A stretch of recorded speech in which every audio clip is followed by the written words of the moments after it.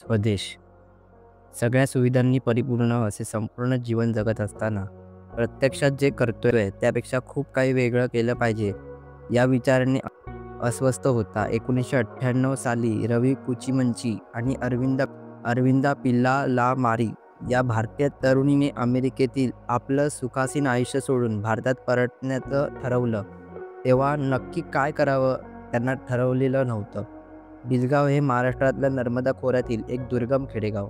पहिल्यांदा जेव्हा रवी आणि अरविंद या गावात आले तेव्हा ते गाव विजेअभावी अंधारात बुडालेलं होतं. रवी आणि अरविंद यांनी बिलगावला विजेच्या समस्यांवर काम करायचं ठरवलं. शहरी जीवन सोडून एकदम एकाकी, कधी न पाहिलेल्या खेड्यात वेगळ्या स्तरावर जाऊन काम करणारं हे तसं धाडसच काम. पण कधी कधी सामान्य व्यक्ती हे धाडस करतात आणि ते अनपेक्षित बदल घडून आणतात. देखणे ते हात ज्यांना निर्मितीचे डोहाळे, मंगलाने गंधलेले सुंदराचे सोहळे. बाबा बोरकर यांची ही कविता. सर्व बाजूंनी प्रतिकूलता असलेल्या या गावात रवी आणि अरविंद यांच्या चाणाक्ष नजरेला पडलेला तो गावातील 9 मीटर उंचीचा पाण्याचा धबधबा. रवी आणि अरविंद यांनी आपल्या पाण्याचा स्रोत वापरून वीजनिर्मिती करण्याचं ठरवलं. वेगवेगळ्या विचारांची गावातील माणसे झपाटल्यासारखी कामाला लागली. प्रयत्नांना यश येऊन जानेवारी 2003 साली 15 किलोमीटर क्षमतेचा वीज प्रकल्प बिलगावमध्ये कार्यान्वित झाला. हा सगळा प्रवास लेखिका रजनी बक्षी यांनी आपल्या बापू कुटी पुस्तकात शब्दबद्ध केला आहे. बापू कुटी वाचल्यावर आशुतोषने यावर सिनेमा काढायचं ठरवलं, तो म्हणजे स्वदेश. स्वदेशचा मुख्य नायक आहे मोहन भार्गव. हा उच्च शिक्षित NRI. स्वदेश मोहन भार्गवचे स्थित्यंतर हळूहळू उलगडून दाखवत पुढे सरकत जातो.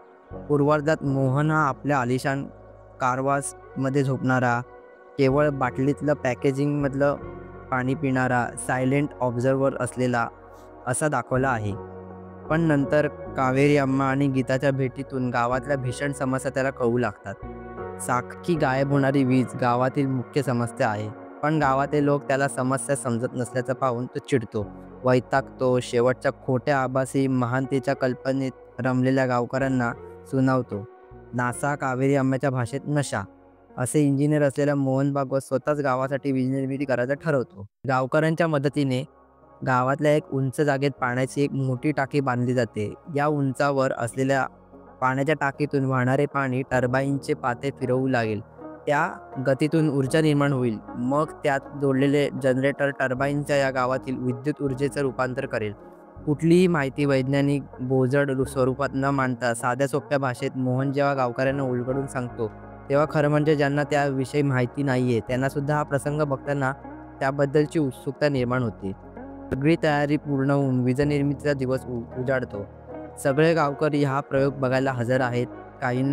काहींना आज नक्कीच काहीतरी वेगळं घडेल असा आशावाद आहे, तर काही जण अरे कब आएगी ये बिजली असं खिल्ली उडवल्यागत वाट बघतात. मोहन आपल्या कामात मग्न आहे. बॉल सुरू करण्याचा पाण्याच्या टाकीतून पाणी यायला सुरुवात होते. पाण्याच्या प्रवाहाने टर्बाईनचं पाते शिरू लागतं. 50, 100, 150, 200 हळूहळू व्होल्टमीटरचा काटा पुढे जाऊ सरकतो. अजून किती वेळ? 230 पे बिजली तयार होगी. सगळ्यांना मनात असलेल्या प्रश्नांचं मोहन आधीच प्रश्न उत्तर देऊन टाकतो. सगळ्यांचे डोळे आता काटा कधी 230 पर्यंत येतो याची वाट बघत बसलेलं असतं. एकेका क्षणाची आतुरतेने प्रतीक्षा होऊ लागते. पण अचानक पाईपमधून येणारा पाण्याचा प्रवाह कमी होऊ लागतो. त्याचबरोबर टर्बाईनचा वेग देखील कमी होऊ लागतो. 200, 150, 100 व्होल्टमीटरचा काटा आता गटांगळ्या खाऊ लागतो. अरे च्या, हे काय घडतंय? आपला प्रयोग फसतोय हे बघून मोहन सर वर पाण्याच्या टाकीजवळ येतो आणि सरळ पाण्यात डुबकी मारतो.